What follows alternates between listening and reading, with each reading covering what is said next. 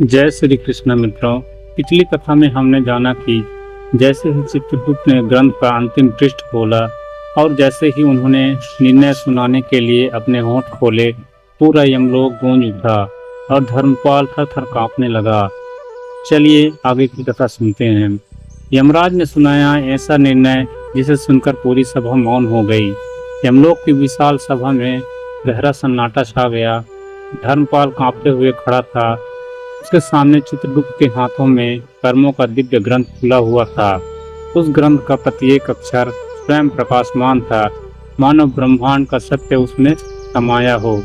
यमराज ने गंभीर स्वर में कहा, धर्मपाल, मनुष्य पृथ्वी पर सोचता है कि उसके पाप किसी ने नहीं देखे, लेकिन याद रखो, इस सृष्टि में ऐसा कोई कर्म नहीं जो छिप सके।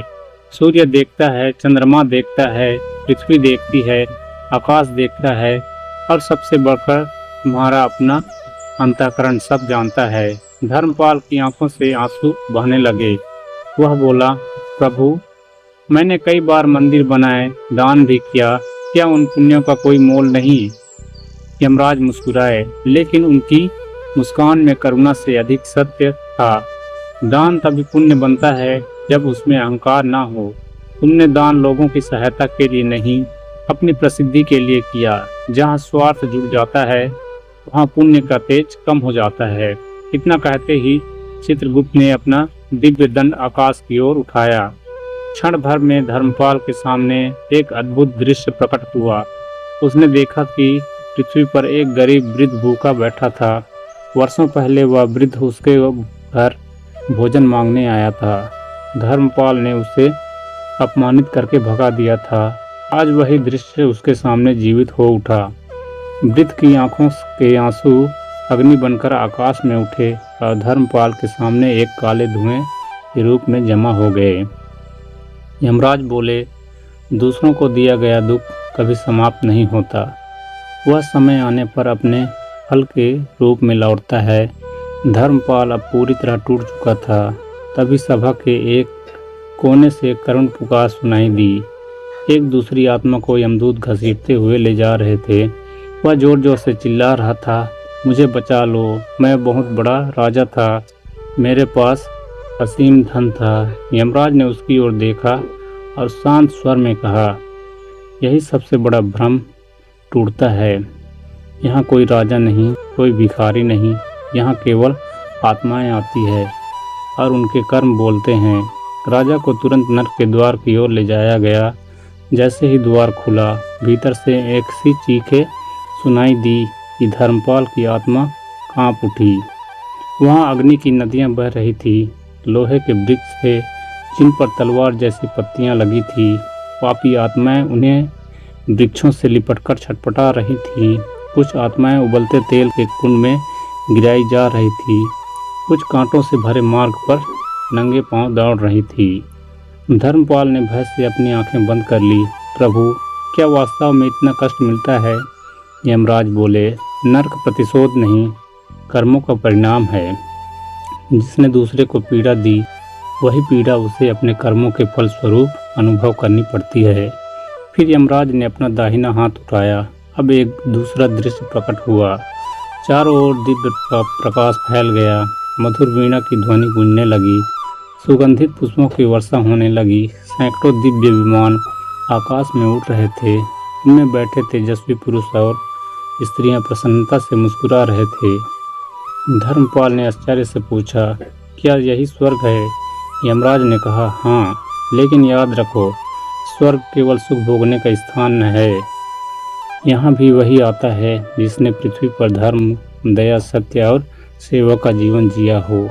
तभी धर्मपाल ने देखा कि एक साधारण किसान दिव्य विमान में बैठकर स्वर्ग की ओर जा रहा था। वह कोई राजा नहीं था, न उसके पास धन था, न महल, न प्रसिद्धि। धर्मपाल हैरान रह गया। यह तो बहुत गरीब था, इसे स्वर्ग कैसे मिल गया? यमराज बोले, इसने कभी किसी भूखे को खाली हाथ नहीं लौटाया, अपनी आधी रोटी भी बांट दी, माता पिता की सेवा की, सत्य बोला, किसी का अधिकार नहीं छीना। इसलिए इसके कर्म इससे स्वर्ग तक ले जा रहे हैं। धर्मपाल की आंखों से लगातार आंसू बह रहे थे। उसे अब समझ आने लगा था कि जीवन की सबसे बड़ी कमाई धन नहीं बल्कि अच्छे कर्म हैं। चित्रगुप्त ने फिर ग्रंथ खोला। उन्होंने कहा, धर्मपाल के जीवन में पाप अधिक हैं, लेकिन इसके कुछ पुण्य भी हैं। इसने एक बार एक अनाथ बालक की पढ़ाई का खर्च उठाया था। उसी बालक ने बड़ा होकर हजारों गरीबों की सेवा की। वह एक निस्वार्थ कर्म आज भी इसके खाते में प्रकाश बनकर चमक रहा है।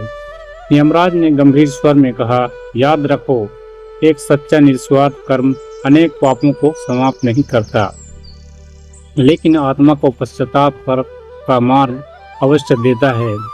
धर्मपाल ने हाथ जोड़कर कहा, प्रभु, यदि मुझे एक अवसर और मिले तो मैं अपना जीवन बदल सकता हूँ।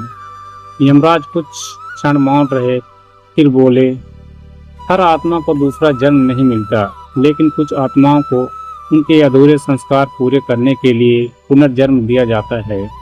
सभा में बैठे सभी यमदूत शांत हो गए। चित्रगुप्त ने अंतिम निर्णय का ग्रंथ बंद किया। यमराज ने घोषणा की, धर्मपाल, तुम्हें अभी न पूर्ण स्वर्ग मिलेगा न नरक का स्थायी वास। तुम्हें पुनर्जन्म दिया जाएगा ताकि तुम अपने अधूरे धर्म को पूरा कर सको। याद रखना, अगला जीवन तुम्हारे लिए अंतिम अवसर होगा। इतना सुनते ही धर्मपाल के चारों ओर तेज प्रकाश फैल गया। उसकी आत्मा धीरे धीरे यमलोक से दूर जाने लगी। कुछ ही क्षणों बाद पृथ्वी पर एक नवजात शिशु ने पहली बार रोकर अपनी आंखें खोली। उसी क्षण यमराज ने पूरी सभा की ओर देखकर कहा, मनुष्य मृत्यु से नहीं, अपने कर्मों से डरना सीख ले।